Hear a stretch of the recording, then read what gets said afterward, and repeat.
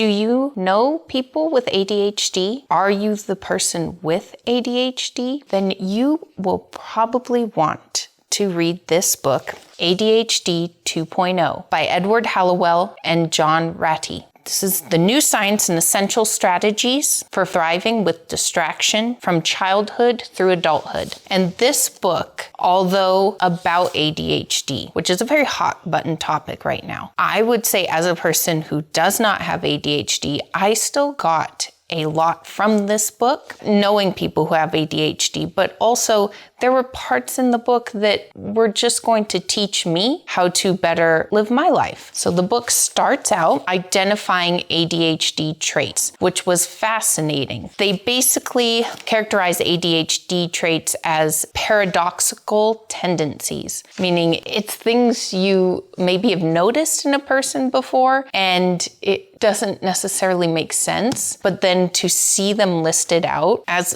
being symptoms of ADHD, it's a real aha moment. Then the book moves on to a lot of the science in the brain with people with ADHD. And then the book goes on to talk about the part of the brain called the cerebellum. The cerebellum coordinates the balance and physical movement of the body, but it also plays a critical role in a person's ability to learn new skills, regulate emotion, and sustain focus. And what they identify is that people with ADHD might have an underdeveloped cerebellum or damage to their cerebellum. And this part was surprising. Working on your physical balance can lessen ADHD symptoms. Then the book goes on to talk about how relationship connections are also an excellent way to help with your ADHD symptoms. This part of the book was helpful to even me when it gets to a part of the book where it is listing things to increase human connection in your life. I took some of those things from that list and plan on implementing them in my own life because human connection is so important for everyone. Next, the book goes on to talk about ways to implement structure in your life and in your environment and your relationships to help with your ADHD. And of course, this includes exercise. As we covered in Outlive that we read last month, exercise seems to be pivotal to most aspects of your own health. The book does cover one chapter on medication, but I would say it was actually a really small part of the book. Overall, the book wants to reframe how we think of ADHD. Think of it as not always being detrimental, but in many ways being a superpower. All right, our Jefferson County Library Book Club will meet on May 8th to talk about ADHD 2.0. Hope to see you there.